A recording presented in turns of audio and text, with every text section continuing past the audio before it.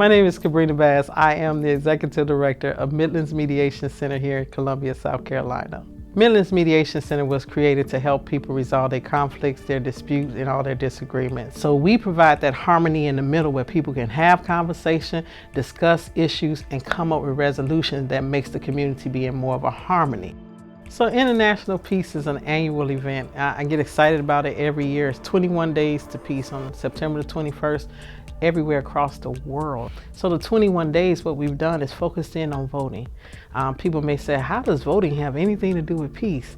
But when we utilize the democracy process that's in place with voting acts, it allows people to have conversations, to talk about the issues that impact them and look for people that can help them resolve those issues. Well, the Constitution is the written framework for our federal government. And I think it's important too to point out that the Constitution starts with really an important phrase, 3 words, we the people. And that is a social contract between you and I, we the people, consent to be governed under the Constitution of the United States. And we have shared goals and ideals that are captured within our Constitution. Why do we vote? It is something that our democracy gives us. Everybody doesn't have that. It makes us unique as a country, that we all get the right to vote. In 1870, after the Civil War, the 15th Amendment was enacted, and that, for the first time, granted African American citizens the right to vote.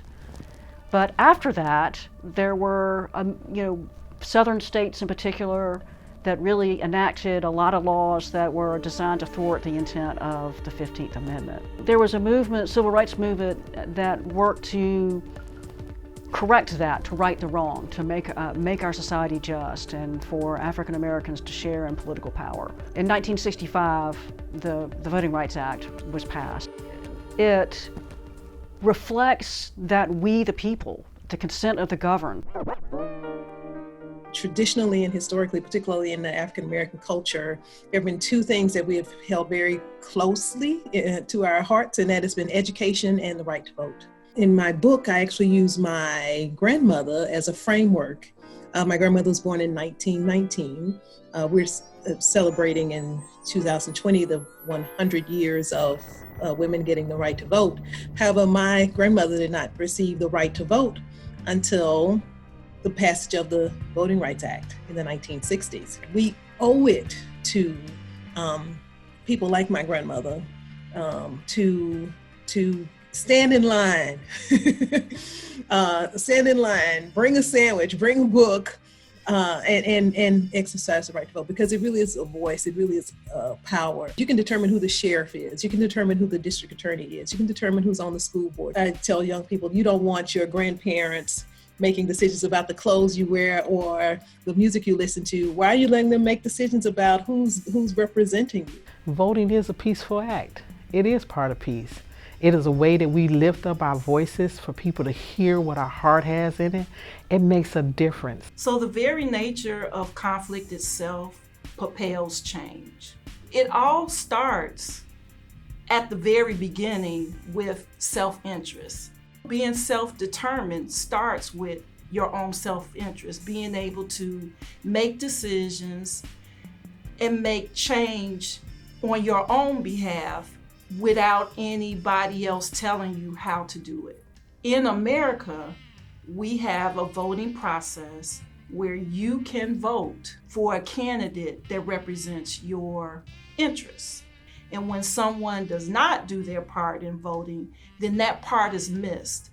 And in essence, you would then have given up your moral responsibility to make sure that people represent not only you, but also your community. And we really can't let that right to vote, the fruits of the labor of the civil rights movement, people like John Lewis, wither and die on the vine. We've got to be able to exercise that right and stand together as fellow citizens of the United States. Registering to vote is not a federal mandate, so each state has a unique voting registration requirement. Election Day is November 3rd from 7 to 7 at your local polling station. Please remember that your polling station is determined by your voter registration address. Remember to bring your voter registration card or a government ID and a bill with your name just in case you need to confirm your local street address. There are several ways that you can vote in the state of South Carolina. Vote early, vote absentee, and vote on Election Day. For more information, go to stvotes.gov or vote411.org. Around the world, people today are shaping peace together through International Peace Day. And here in Columbia, what we want to do is shape peace through your vote.